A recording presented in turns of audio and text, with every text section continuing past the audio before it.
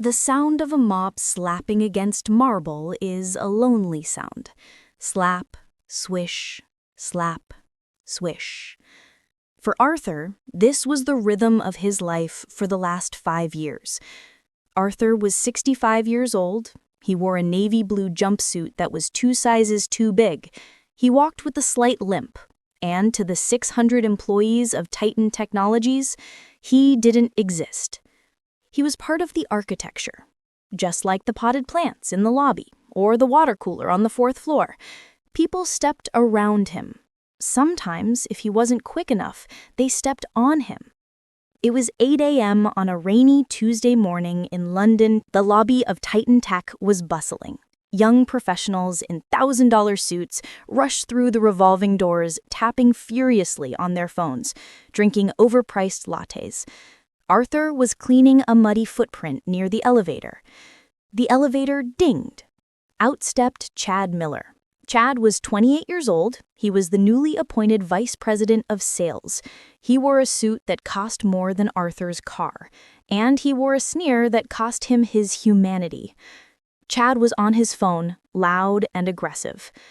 "I don't care if he's crying. Tell him the deal is dead. If he wanted loyalty, he should have bought a dog. We're here to make money, not friends."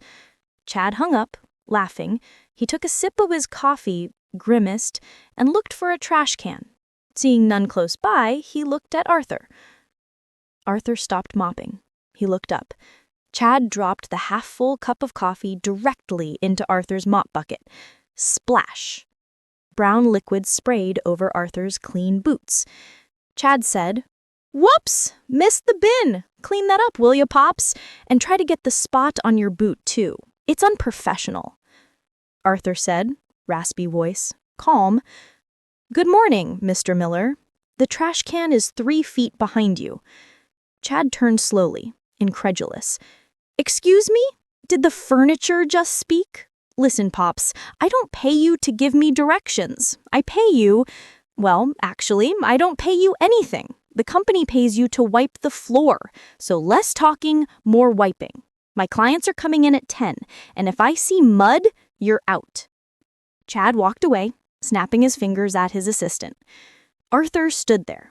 He looked at the coffee swirling in the gray soapy water. He didn't get angry. He didn't throw the mop. He just sighed. A long, deep sigh that rattled in his chest. Most men would have quit. Most men would have shouted. But Arthur wasn't most men. And Chad Miller had no idea that the furniture he just insulted was the man who had built this entire skyscraper from the ground up 30 years ago. To understand why a billionaire was scrubbing toilets, you have to understand grief. 5 years ago, Arthur's wife, Martha, had passed away. Titan Technologies was their baby. They started it in a garage. But after she died, the boardroom felt like a cage. The numbers on the spreadsheets felt meaningless. Arthur had stepped down as CEO. He appointed a board of directors, retained 51% of the shares, the controlling interest, and vanished into retirement. But retirement was lonely. He missed the building. He missed the hum of the servers. So he created a persona, Arthur the janitor.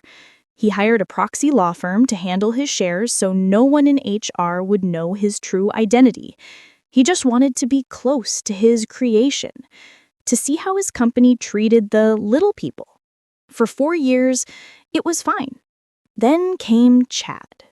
It was 12:30 p.m., lunchtime. Arthur sat in the corner of the cafeteria. He was eating a sandwich he brought from home, turkey and cheese on rye. He watched the employees. He saw Sarah, a young intern, crying at a table nearby. She was buried under a pile of files. Arthur stood up, took an apple from his bag, and walked over. Arthur said, "You look like you're trying to solve a puzzle with half the pieces missing, miss." Sarah said, wiping her eyes. "Oh, hi, Arthur. It's this report. Mr. Miller wants 5 years of sales data organized by region, but the server is down, and he wants it by 2 p.m. If I don't finish, he said he'll terminate my internship." Arthur said. Chad Miller said that? Sarah said, yeah. He says interns are expendable biomass. Arthur said, a flicker of anger in his eyes. Expendable biomass. I see. Arthur looked at the laptop screen. He knew this system. He wrote the code for the legacy database himself 20 years ago. Arthur said, move over, child. Sarah said, Arthur, you can't. You'll get in trouble. Arthur said, eat your lunch. Give me 5 minutes. Arthur's old fingers flew across the keyboard. He didn't use the mouse. He used command line shortcuts that most of the young staff didn't even know existed. Click, clack, enter. In 4 minutes, the data populated, perfectly organized. Sarah said, jaw-dropping, How did you do that? You're the janitor. Arthur said, winking, I clean a lot of keyboards. You pick things up. Submit that. And Sarah, don't let men in expensive suits make you feel cheap. Remember that. Sarah looked at him with new eyes, but before she could ask more, a shadow fell over the table. It was Chad. Chad said, well, isn't this cozy? The intern and the janitor. Is this a strategy meeting, or are you just begging him for spare change, Sarah? Sarah said, Mr. Miller, I finished the report. It's in your inbox. Chad said, checking his phone, looks correct. Probably just copied it from someone. Whatever. Arthur, why aren't you in the hallway? Someone spilled a smoothie on the 3rd floor. Go, now. Arthur stood up, slowly. He looked Chad in the eye. The silence stretched for 5 seconds. 10 seconds. It was uncomfortable. Chad shifted his weight. Arthur said, you have a stain on your lapel, Mr. Miller. Mustard, I believe. Hard to get out of silk. You should be more careful. Arthur walked away. Chad looked down. There was a tiny yellow spot. He turned red with rage. 2 weeks passed. The tension between Chad and the old janitor was growing. Chad hated Arthur. He hated that Arthur wasn't afraid of him. He hated that Arthur walked with dignity in a jumpsuit. Chad decided it was time to take out the trash. On a Friday afternoon, Chad called the security. He stood in the lobby shouting, I want his locker searched, now. The head of security, a good man named Frank who liked Arthur, looked uncomfortable. Frank said, Mr. Miller, Arthur has been here 5 years. He's never taken a paperclip. Chad said, my Rolex is missing. I left it on the sink in the executive bathroom. He was the only one in there. Search his locker or I'll have your badge too. Frank sighed. Arthur, I'm sorry. I have to look. Arthur was sitting on a bench in the locker room, changing out of his boots. He looked tired. Arthur said, go ahead, Frank. I have nothing to hide.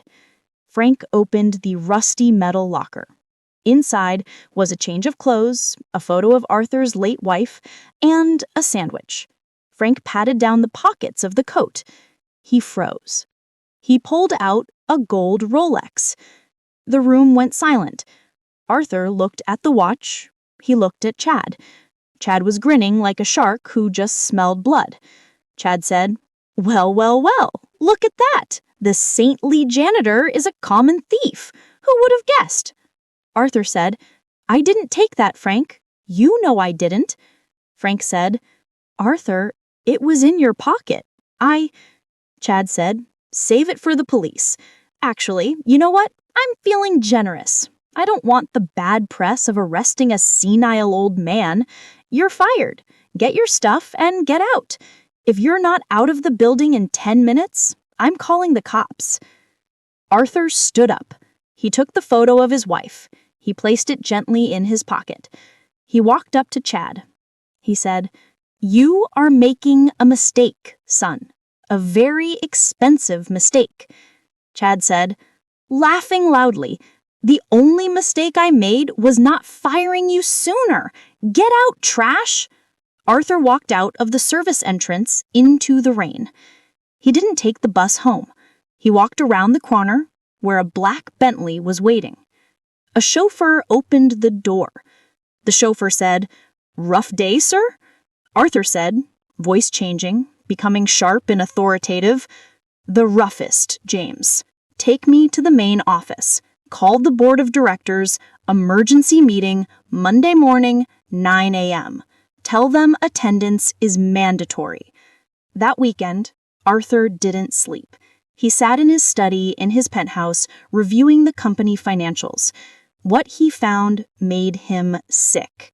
Chad Miller wasn't just rude. He was corrupt.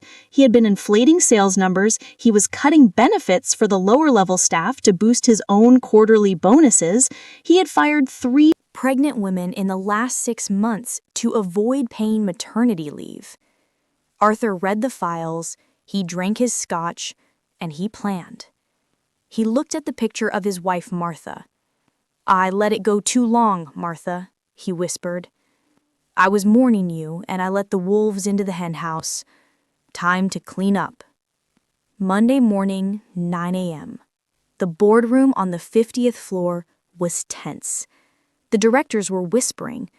Why did the majority shareholder call a meeting? He hasn't been seen in 5 years. Is he selling the company? I heard he's on his deathbed. Chad Miller was there, looking nervous. He was tapping his pen. "Chad, does anyone know who this guy is, the owner? I've never met him. I hope he knows our Q3 numbers are through the roof, thanks to me." The double doors opened. But it wasn't an old man in a suit who walked in. It was Arthur. He was wearing his blue janitor jumpsuit. It was stained with the coffee Chad had spilled on him. He was wearing his old work boots. Chad let out a bark of laughter. "Oh, you have got to be kidding me. Security, how did this guy get in here? Frank, I told you he was fired." Chad stood up, his face red. "You senile old fool, you think you can beg for your job back here? This is a board meeting. Get out before I throw you out myself." The board directors went pale. One of them, Mr. Henderson, the CFO, stood up slowly. His hands were shaking. "Mr. Miller, sit down." "Chad, sit down? Why? This is the janitor who stole my watch." "Arthur, I did not steal your watch, Chad. I bought the company that made the watch." Arthur walked to the head of the table. He didn't sit. He stood. He placed a single folder on the mahogany table. The silence was absolute. You could hear a pin drop on the carpet. "Arthur, good morning, everyone. My name is Arthur Pellington, founder and majority shareholder of Titan Technologies. And for the last 5 years, I have been cleaning your toilets." The color drained from Chad's face. He looked like he was going to vomit. He slumped back into his chair. "No, that's impossible. You mop the floors." "I do. And I learn a lot from the floor. You see, people don't watch what they say around the help. I know who is cheating on their expenses. I know who is selling data to our competitors. And I know who treats people like human beings and who treats them like biomass." Arthur turned his gaze to Chad. "You framed me for theft on Friday. But that was the least of your crimes." Arthur opened the folder. Embezzlement, falsifying records, wrongful termination, sexual harassment. I have spent the weekend with the legal team. It's all here. Chad, stammering, sweating profusely. "Sir, Mr. Pellington, surely we can—" "It was a joke. The watch thing was a joke. I was testing security. And the numbers, I was just trying to help the stock price." "You helped yourself. You fired Sarah, the intern, this morning because she smiled at me in the hallway. Did you know Sarah is a single mother working 2 jobs to put herself through school?" Chad said nothing. He couldn't speak. "Chad Miller, you are fired, effective immediately. And you won't be receiving a severance package. You will be receiving a subpoena. We are suing you for the funds you stole." "You can't do this. I'm the VP." Security. Frank, the security guard, walked in. He had a huge smile on his face. "Ready, Mr. Pellington?" Arthur. "Frank, please escort Mr. Miller out of the building. And Frank, check his pockets. Make sure he doesn't steal any company pens." Frank grabbed Chad by the arm. As he was dragged out, kicking and screaming, the entire boardroom remained silent. Arthur looked around the table at the remaining executives. "Things are going to change. I am stepping back in as CEO. First order of business, we are raising the minimum wage for all support staff, janitors, cafeteria workers, security, to $25 an hour. Second, we are implementing a mandatory respect policy. If you can't treat the janitor with the same respect you treat a client, you don't belong at Titan Tech." Arthur walked over to the intercom. "Sarah, please come to the boardroom." A few minutes later, Sarah, the intern, walked in looking terrified. Sarah, "Am I in trouble?" Arthur, "No, my dear, you are promoted. I need a new executive assistant, someone who knows how to handle data and someone who has a heart. Interested?" Sarah started to cry. Yes, sir." Arthur Pellington ran Titan Tech for another 10 years. He never wore a suit. He wore jeans and a polo shirt. And once a month, he would go down to the lobby, pick up a mop, and clean the floors for an hour. Just to remind himself, just to remind everyone else, that no matter how high you climb, you are never too good to do the work, and you never know who you are talking to. The man emptying your trash might just be the man who signs your paycheck. The story of Chad Miller became a legend in the city. He couldn't get hired anywhere. Last anyone heard, he was working at a fast food drive-thru. One day, a black Bentley pulled up to his window. The window rolled down. Arthur was in the back seat. He handed Chad a $5 bill for a burger. "Keep the change, son, and clean that spot on your shirt. It's unprofessional." Treat everyone with kindness, not because they're powerful, but because you are. This is the story of the janitor who owned it all.